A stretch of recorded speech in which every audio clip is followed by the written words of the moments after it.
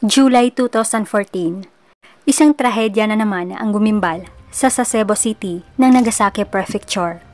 Isang dalagang estudyante dito na nagngangalang Aiwa Matsuo ang inireport ng kanyang mga magulang na nawawala. Kinabukasan ay nalaman na lang nila ang kinaroroonan nito. Pero ito ay wala na palang buhay. At ang mas nakakagulat pa nito ay naabutan na lang na hiwa-hiwalay na pala ang mga parte ng katawan. At ang nakababahala sa insidenteng ito ay 16 na taong gulang lamang ang salarin. Kaibigan lang pala at classmate ng biktima. Ang sinapit ni Aiwa Matsuo ay pangalawang kagimbal-gimbal na kaso na nagpagulat sa buong Nagasaki Prefecture. Mayroon na kasing ganitong klase ng kaso na nangyari din sa Nagasaki, kung saan ang may sala ay isa ding kabataan. Siya ay si Nevada Tan, hindi niya tunay na pangalan, 11 taong gulang. Kung may nakaalala din sa kaso noon ni Nevada Tan, ay siya yung bata na winakasan ang classmate na si Satome Metaray sa loob mismo ng paaralan. Nangyari ang kaso ni Nevada way back 2004 at tumatak na ito sa isipan ng mga residente ng Nagasaki.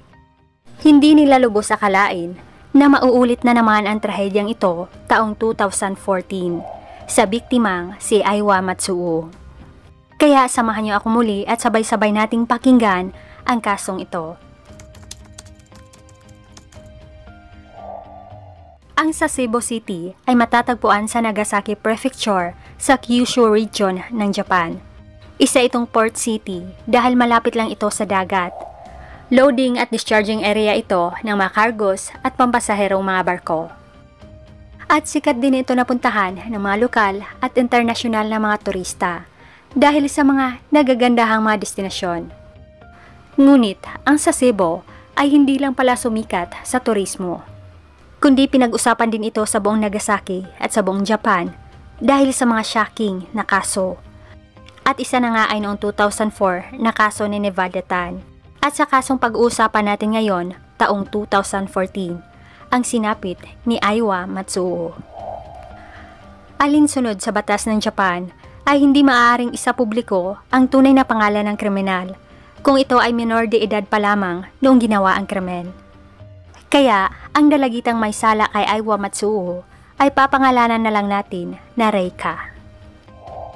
Si Reika ay lumaki sa Sasebo, Nagasaki. At nabibilang naman ang pamilya nila sa mga wealthy families ng lungsod. Dahil ang ama niya ay isang matagumpay at kilalang abogado. Samantalang ang kanyang ina naman ay miyembro ng Board of Education sa Nagasaki. Bago ang krimen ni Reika, noong siya ay nag-aaral pa sa primary school, ay mailalarawan pa siya noon ng mga kakilala na palakaibigan, aktibo, mahusay na atleta, at matalinong estudyante kumpara sa mga average na mga mag-aaral. Kaya, proud na proud sa kanya ang kanyang mga magulang, lalong-lalo na ang kanyang ina na mas close sa kanya. At sa panahong to, ay mailalarawan pa ang pamilya nila na simple at masayahin. Palaging sumusuporta at sumasaksi ang kanyang mga magulang sa bawat sports at mga palaro na nilalahukan niya. Ngunit, ang masayang pamilya nila ay may hangganan din pala. Dahil paglipas ng mga taon, ang kanyang ina ay nagkaroon na ng malubhang sakit na cancer. At si Reika ang lubos na naaapektuhan dahil mas malapit siya sa kanyang ina. At simula nito ay nakitaan na din ng mga pagbabago sa pag-uugali si Reika. Noong nasa ika-6 na baitang na siya sa primary school, December 2010, ay nilaso naman niya ang dalawang mga kaklase. Ang mga bento box nila ay hinaluan niya ng mga kemikal tulad na lang ng bleach, detergent, at shoe cleaner. May nakakita sa kanyang ginawa kaya siya ay naisumbong. Sa kabutihang palad, ang mga kaklase niyang nalason ay nakaligtas. Nang tinanong na si Reika ng school head kung ano ang motibo niya, ay sinabi lang niyang galit daw siya sa natanggap niyang remarks sa kanyang mga subjects. Kaya daw niya nagawa ang panglalason. Dahil dito, kaya ipinatawag ang kanyang ina. Isinailalim na rin siya sa counseling. At inireport na rin ng school head sa municipal government ang insidente. Matapos ng poisoning incident, si Reika ay bantay sarado na ng mga school officers at mga cafeteria staffs para hindi na ito makapambiktima pa. Makalipas ang mga buwan ay lumala na ang sakit ng kanyang ina. At noong 2013, sa edad na 15 ni Reka, ay naging bedridden na ang kanyang ina. At makalipas lang ng 2 buwan, ay pumanaw na ito. Ang mga kaganapang to ay naging dahilan na nagkaroon na siya ng emotional breakdown. At ang mas malala pa nito, matapos lang ng ilang buwan mula noong pumanaw ang kanyang ina, ay mabilis lang nakapag-move on ang kanyang ama. Agad nitong nakarelasyon ang isang actress na mas bata pa. At isa ito sa mga naging dahilan na lumayo na ang loob niya sa kanyang ama. Habang mapag-isa si Reka, ay inaabala na lang niya ang kanyang sarili sa pagbabasa ng mga libro tungkol sa medisina at anatomiya. Lalong-lalo na ang pag-eeksperimento at dissection. Ang kanyang mental health ay napabayaan na rin hanggang sa taong 2014. Isang araw ay bigla na lang hinampas ni Reka ng baseball bat ang kanyang ama. Nagresulta na nagtamo ito ng mga sugat at nalagas ang mga ngipin. Ang ginawa ni Reka ay isang attempted murder. Pero, pinili ng kanyang ama na hindi na lang ito i-report sa mga pulis. Ngunit, ang psychiatrist na nag-examine kay Reka ay nagpaalam sa Child Consultation Center sa Nagasaki. Nagpayo sa kanila na balaan ang mga officials hinggil sa sitwasyon ng dalagita. Dahil, kung pabayaan na lang daw nila si Reka, ay maaari daw itong tumapos ng buhay sa hinaharap. Ngunit, ang babala ng psychiatrist ay hindi masyadong sineryoso ng Child Consultation Center, kaya malaya na namang makakagawang muli ng krimen si Reka. Ang ginawa naman ng kanyang ama ay inilipat na lang siya sa isang kondominium at mag-isa lang si Reka dito. At hindi naman nagkulang ang kanyang ama sa pinansyal na suporta. Solong-solo na niya ang lugar, kaya pabor sa kanya na makakagawa ng karumal-dumal na aktibidad. Mas pinalawak pa niya ang kuryosidad sa anatomiya. Nagsimula na siyang manghuli ng mga stray cats para gawin niya eksperimento sa dissections. Buwan ng Abril 2014, si Reka ay isa ng senior sa secondary school. Tuluyan na ding lumayo ang loob niya sa kanyang ama dahil nagpakasal na ito noong May 2014. Wala na siyang pakialam pa dahil may libangan na siya ang pag-e-eksperimento ng mga pusa na halos daily basis na niyang ginagawa. Bilang isang senior student ay nagkaroon na din ng ilang mga kakilala si Reka. At isa sa mga ito ay ang kaklase niya na si Aiwa Matsuo, 15 taong gulang. Si Aiwa ay nagmula naman sa simple at average worker na pamilya. Ayon pa ng kanyang mga magulang ay madali ding pakisamahan si Aiwa, kaya marami itong mga naging kaibigan sa lungsod. Magalang din ito, compassionate at mahilig din na kumanta. At isa siyang dalaga na puno ng mga pangarap. Ngunit, nagkamali lang siya sa pagpili ng kaibigan. Masyado siyang nagtiwala kay Reka. Kalaunan ay bihira na lang pumupunta si Reka sa paaralan dahil abala na siya sa kanyang mga eksperimento. Ngunit, ang nakababahala ay interesado na din siyang sumubok, mag-dissect at mag-eksperimento ng katawan ng tao. At may napupusuan na siya kung sino.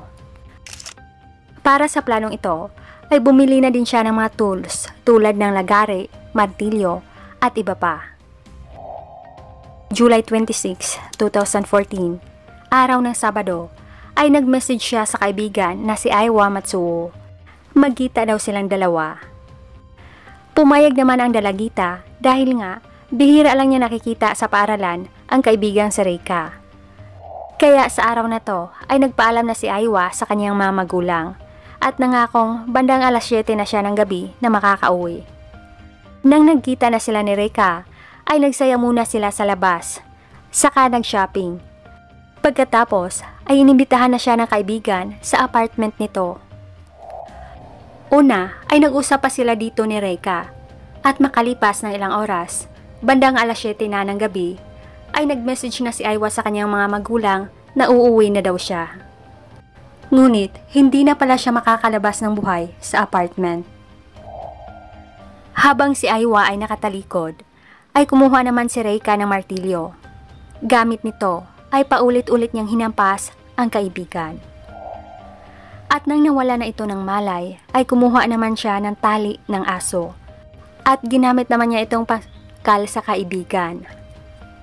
Pagkatapos ay agad na niyang sinimulan ang pag-eksperimento sa katawan sa mismong higaan niya. Gamit ang lagari ay una naman niyang hiniwalay ang Lo. Pagkatapos ay sunod naman niyang hiniwalay ang kaliwang kamay. At kung ano pang eksperimento ang ginawa niya sa katawan. Bandang alas 11 ng gabi ay nag-aalala na ang mag-asawang Matsuo dahil hindi na nakauwi ang anak nila. Kaya agad na silang nag-report sa mga pulis. Sa gabi ding to ay may bigla na lang lumabas na mga nakababahalang mensahe sa sikat na 2-channel internet forum ng Japan. Ang mga ito ay 7 mga nakakakilabot na mga pictures, kabilang na ang isang tela na nababalot ng mansa ng Go at isang kaliwang kamay. May kasama pang mga chat messages mula sa sender na nagsasabing sa huli daw ay nagawa niyang tumapos ng buhay. Sinubukan pa nga daw niyang painitin ang katawan dahil lumambig na daw ito. Masyadong disturbing ang mensahe at mga pictures, kaya kinilabutan ang lahat na nakabasa at nakakita.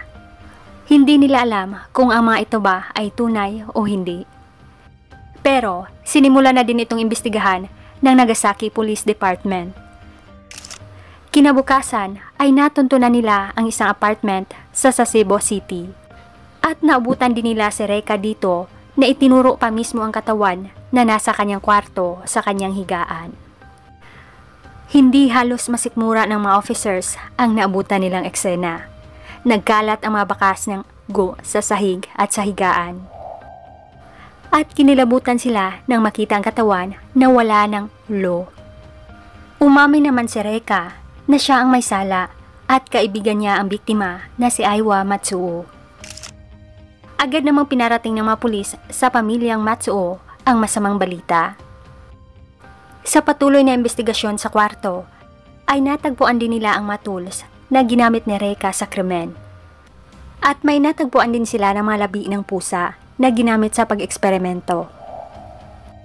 Sa police custody ay dinetalye na ni Reika ang buong pangyayari, simula nung inibitahan niya si Aiwa sa kanyang apartment hanggang sa kung paano niya tinapos ang kaibigan. Ayon pa niya sa mga pulis, ay wala daw siyang galit kay Aiwa.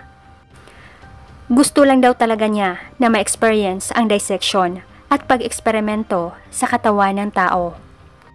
Masyadong nakakagulat ang insidenteng to dahil nagawa pa ng isang menor de edad lamang at sa kaibigan pa niya. April 28, 2014 ay tumuntong na din sa ika-16 na taong gulang si Reika habang siya ay nasa kustudiya pa ng mga pulis. At kinabukasan, July 29, ay funeral na ni Aiwa Matsuo. Ang mga mental health specialist ay inimbitahan na rin sa korte para sa kanilang mga opinyon kung si Reika ay karapat-dapat ba na ikulong. Sa huli ay napagdesisyonan ng lahat at ng hukom ng korte na hindi na lang ikulong si Reika. Bagkos, ito ay isailalim nila ng mahabang panahon sa isang medical reformatory for mental care.